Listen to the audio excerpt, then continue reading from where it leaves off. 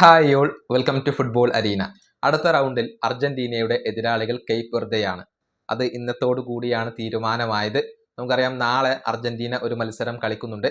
എതിരാളികൾ ജോർദാനാണ്. ഇതിന് മുന്നോടിയായുള്ള പ്രസ് കോൺഫറൻസ് ഇന്നലെ പൂർത്തിയായിരുന്നു. ഈ പ്രസ് കോൺഫറൻസിൽ അർജന്റീനയുടെ പരിശീലകനായ സ്കലോണിയോട് ഒരു ചോദ്യം ചോദിച്ചിരുന്നു. അതായത്, അടുത്ത റൗണ്ടിൽ ഏത് എതിരാളികളെ കിട്ടാനാണ് താങ്കൾ ആഗ്രഹിക്കുന്നത്, അങ്ങനെ എന്തെങ്കിലും മുൻഗണനകൾ ഉണ്ടോ എന്നായിരുന്നു ചോദ്യം. അതിന് വ്യക്തമായ ഒരു മറുപടി സ്കലോണി നൽകിയിട്ടുണ്ട്. അത്തരത്തിലുള്ള മുൻഗണനകൾ ഒന്നും തന്നെ തനിക്കില്ല.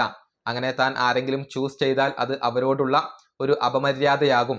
നാളെ തന്നെ വേൾഡ് കപ്പ് അവസാനിക്കുകയാണെങ്കിൽ അതാണ് എനിക്ക് നല്ലത്, എനിക്കിഷ്ടം അങ്ങനെയാണ്. പക്ഷെ ഞങ്ങൾ ലോക ചാമ്പ്യന്മാരായിക്കൊണ്ട് ഈ വേൾഡ് കപ്പ് അവസാനിക്കണം എന്നുള്ളതാണ് തൻ്റെ ആഗ്രഹം എന്നൊക്കെ ഇപ്പോൾ സ്കലോണി പറഞ്ഞിട്ടുണ്ട്.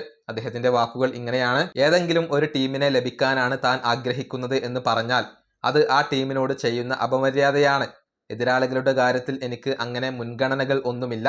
ഞങ്ങൾ കിരീടം നേടിക്കൊണ്ട് നാളെ തന്നെ വേൾഡ് കപ്പ് അവസാനിക്കാനാണ് ഞാൻ ആഗ്രഹിക്കുന്നത്. ഞാൻ എപ്പോഴും പറയാറുള്ള കാര്യങ്ങൾ തന്നെയാണ് ഇവിടെ നടക്കുന്നത്. എന്തെന്നാൽ ശക്തരായ എതിരാളികളാണ് കാത്തിരിക്കുന്നത്. അതുകൊണ്ട് തന്നെ എതിരാളികളെ തിരഞ്ഞെടുക്കാനോ അതല്ലെങ്കിൽ താല്പര്യപ്പെടാനോ ഉള്ള അവസ്ഥയിലല്ല നമ്മളിപ്പോൾ ഉള്ളത്. കാര്യങ്ങൾ തികച്ചും വ്യത്യസ്തമാണ്. ഇതാണ് അർജന്റീനയുടെ പരിശീലകനായ സ്കലോണി പറഞ്ഞിട്ടുള്ളത്. അതായത്, ഇന്നലത്തെ പ്രസ് കോൺഫറൻസിൽ ഈ ചോദ്യം ചോദിക്കുമ്പോൾ 3 ഓപ്ഷനുകൾ അർജന്റീനയുടെ മുന്നിൽ ഉണ്ടായിരുന്നു. Spain, Uruguay, Cape Verde. ഈ 3 ടീമുകളിൽ ഏത് ടീം വേണമെങ്കിലും അർജന്റീനയുടെ എതിരാളിയായിക്കൊണ്ട് വരാനുള്ള ഒരു സാധ്യതയുണ്ടായിരുന്നു. പക്ഷേ ഇന്നത്തെ മത്സരം അവസാനിച്ചതോടുകൂടി കേപ്പ് വെർദെയാണ് അർജന്റീനയുടെ എതിരാളികൾ എന്നുള്ളത് വ്യക്തമായി. ഉറുഗ്വ അടുത്ത റൗണ്ട് കാണാതെ ഗ്രൂപ്പ് ഘട്ടത്തിൽ തന്നെ പുറത്താവുകയും ചെയ്തു എന്നുള്ളതാണ്.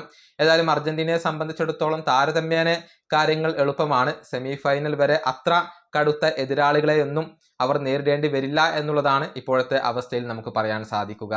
ഈ വീഡിയോ അവസാനിപ്പിക്കുന്നു. അടുത്തൊരു വീണ്ടും കാണാം.